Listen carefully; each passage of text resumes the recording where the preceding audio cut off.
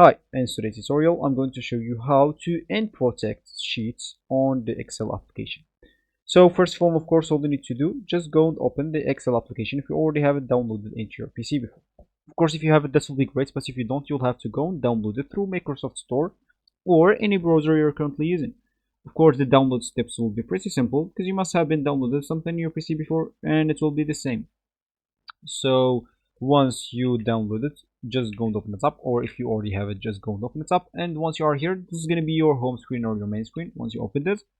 And here, of course, you can actually start a new document, blank workbook, or just choose some of their templates here. You can even search for online templates if you want, or you can just go and open something if you have something saved into your PC.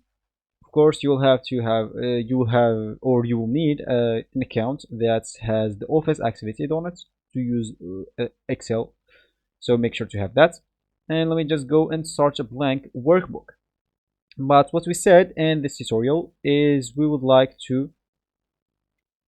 protect our sheets on the Excel application. So yes, someone like send you a sheet that could be possible open on Excel and it's protected, or you just protected your sheets and you want to unprotect it. So how can you do that?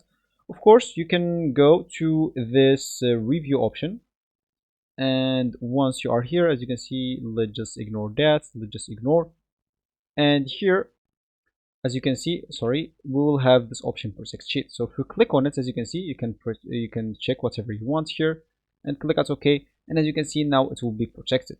You will not be able to make any changes. As you can see, the cell or the chart you're trying to change is on protected sheet, so you cannot change it.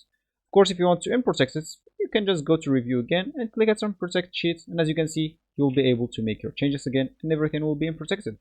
So this will be actually for this tutorial. I hope you like it. Thank you guys for watching and goodbye.